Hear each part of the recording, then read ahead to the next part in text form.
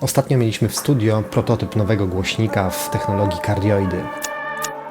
Ich konstruktor Damian Demendecki stworzył techniczny absolut, endgame'owe monitory, produkt na tyle wybitny, że spokojnie można o nich powiedzieć, że to jedne z najlepszych monitorów bliskiego i średniego pola na świecie.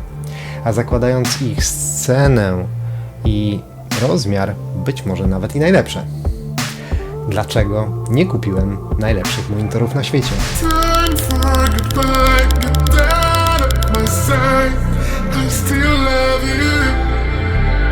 Dlatego, że nie jestem zbyt utalentowany. Hej, tutaj Fabian, a to jest Prometheus. Świetnie wyglądające paczki. Grazie za design. Szczególnie w tym białym kolorze robią wspaniałą robotę. Są zaprojektowane w oparciu o technologię kardioidy. Kardioidę znamy głównie z mikrofonów. Pattern, który pozwala być czułym dla mikrofonu, głównie z przodu, i nieczułym na sygnały po bokach i z tyłu. W głośniku jest bardzo podobnie, tylko że odwrotnie. Głośnik w technologii kardioidy niejako wypycha dźwięk do przodu, jednocześnie powoduje, że ten dźwięk nie rozprasza się na boki oraz do tyłu. Jak wiadomo z fizyki, niskie częstotliwości są bezkierunkowe. Zatem konwencjonalny, klasyczny głośnik, monitor, generuje te częstotliwości w każdą stronę.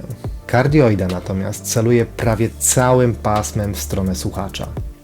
Niesie to za sobą dwie konsekwencje. Główna to taka, że w przypadku kardioidy jakość naszego pomieszczenia ma mniejsze znaczenie. Akustyka pomieszczenia jest minimalizowana głównie dlatego, że zmniejsza się ilość interakcji pomiędzy płaszczyznami poziomymi. Pierwsze odbicia od boków, od sufitu, od podłogi są totalnie minimalizowane. Druga to taka, że to całe pasmo, cały dźwięk kierowany jest w stronę słuchacza, niejako wypychany w stronę słuchacza. Jest on bardzo skupiony i bardzo detaliczny. To jest takie doświadczenie soniczne jedyne w swoim rodzaju. Konstrukcje kardioidalne już od dawna są używane przez prosów. Widziałem Dutch & Dutch 8C w studio Dave'a Pensado. Key 3 używa m.in. Bobcats, Jacob Collier czy Misha Mansour. Problemem jest to, że są to dosyć drogie konstrukcje. Dutch & Dutch 8C to koszt w okolicach 55 tysięcy złotych. Key 3 może być nawet 10 tysięcy złotych droższe. Prometheus powinien być sporo tańszy od swoich kardioidalnych konkurentów, a na pewno jest sporo mniejszy i wcale nie gorszy. Prometheus to monitor teoretycznie 2,5-drożny, ale wypełniony po brzegi technologią. Wzmacniacze Hypex Encore, układ DSP z dowolnym dostępem do korekcji brzmienia poprzez port USB, 5 głośników, 3 w układzie MTM, czyli De Apolito, oraz 2 6,5 calowe woofery. Te 6,5 calowe woofery z pozoru nie robią gigantycznego wrażenia, ale jest to system absolutnie pełnopasmowy. Gra liniowo od 30 Hz z potężną sprawnością w dole pasma. W ogóle ciekawostka, bo na początku podłączyłem monitory i postawiłem w miejscu, gdzie zwykle stoją inne klasyczne, moje lub inne testowane sprzęty. Jest to miejsce, które wiem, że jest matematycznie poprawne, dostosowane do mojego pomieszczenia, w którym pracuję, matematycznie wyliczone, i wiem, że w tym miejscu dokładnie jest najbardziej płaska charakterystyka odsłuchowa. Podłączam i okazuje się, że coś się absolutnie nie zgadza. Ten bas jest wykastrowany, w zasadzie czegoś nie ma, czegoś brakuje. Ale już wiem dlaczego. Z racji tego, że Prometheusy działają na zasadzie kardioidy i nie generują dźwięku na boki i do tyłu pomieszczenia, w związku z tym równanie matematyczne akustyki w tym miejscu się absolutnie nie zgadzało. Co zrobiłem? Zrobiłem rzecz najprostszą z możliwych, czyli dosunąłem Prometheusy do końca ściany, ponieważ czemu nie? Technologia zaimplementowana w nich pozwala na to, że można je w zasadzie postawić gdziekolwiek. I nagle się okazało, że słyszę potężną ścianę dźwięku, czegoś, czego się wcześniej nie spodziewałem. Brawo! Więc jak brzmią Prometheusy?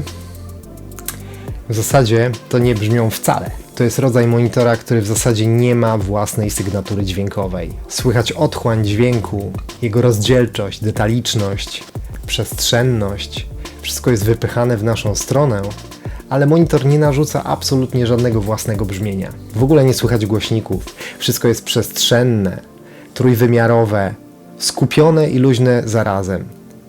Muzyka płynie, po prostu płynie. Pantarei. Oczywiście sprawdziłem Prometheusy przy pracy w miksie i jest to bardzo, bardzo unikalne doświadczenie. Cardioida powoduje niemalże namacalność dźwięków. To, że można ich prawie dotknąć, pogłaskać. I jest to uczucie, którego nie znam, nie kojarzę z pracy z konwencjonalnymi głośnikami. W tym filmie testowaliśmy referencyjne Ex Machina Pulsar, które niemalże wgniatają fotel swoją sygnaturą rodem z NASA. Miałem Pulsary i Prometheusy w tym samym czasie w naszym studio. Pulsary uwodziły dynamiką i high-techową górą, podczas kiedy Prometheusy po prostu grały, nie narzucały nic od siebie. Miały dużo więcej głębi, a wypchnięta przez cardioidę średnica powodowała to, że ucho ma dostęp do dźwięków niemalże w zasięgu ręki. Kształtowanie brzmienia, szczególnie brzmienia wokali, jest fantastyczne. Ma się wrażenie, że dźwięki mają dużo więcej odcieni niż w przypadku konwencjonalnych konstrukcji. Podsumowując, Prometheus to technicznie najbardziej doskonały, nie posiadający własnej sygnatury brzmieniowej, zamknięty w małej, kompaktowej formie monitor, jaki słyszałem w życiu. Posiada wszystkie zalety cardioidy oraz układu MTM, czyli Diapolito, w jednym. Jego cena ma być niższa od cardioidalnej konkurencji i nie tylko. Zakładając wszystkie te faktory, można w uproszczeniu stwierdzić, że faktycznie jest to najlepszy monitor na świecie. Do tego są sprawdzone w boju. Waldek Dańczak ze studia masteringowego Holosonics ponad rok temu pozbył się bardzo mocnego zestawu ATC STM25 i Neumann KH750 właśnie w imię Prometheusów. Zamienił zestaw droższy na dużo tańszy, ale on sam twierdzi, że dużo lepszy. Więc dlaczego nie mamy ich w naszym studio? Odpowiedź jest prosta, ale też trochę filozoficzna. Dlatego, że nie jestem zbyt utalentowanym inżynierem miksu. O własnych problemach z otchłanią dźwiękową, której nie ogarniam, opowiadałem w tym filmie. Sam potrzebuję monitora, który będzie moim przewodnikiem dźwiękowym, abym nie tracił czasu na szukanie dziury w całym, abym nie tracił czasu na szukanie nieistotnych problemów, bo różnica między problemem a brakiem problemu w miksie na Prometheusach ma olbrzymią ilość odcieni.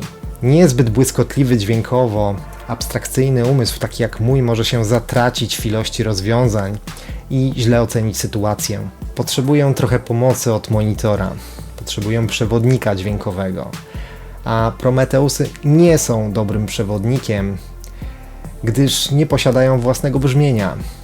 Gra sama muzyka. Bardziej utalentowani producenci muzyczni nie potrzebują żadnych pomocy. Preferują ultra płaskie głośniki z minimalną soniczną sygnaturą. Oni zrobią z Prometheusów dużo lepszy użytek niż ja. Prometheus będzie dla nich absolutnie cudownym narzędziem do pracy na tu i teraz, ale i nie tylko. Również w dalekiej przyszłości, bo jest to jakościowa półka sprzętowa, którą bardzo trudno będzie przeskoczyć. A co zatem kupiłem?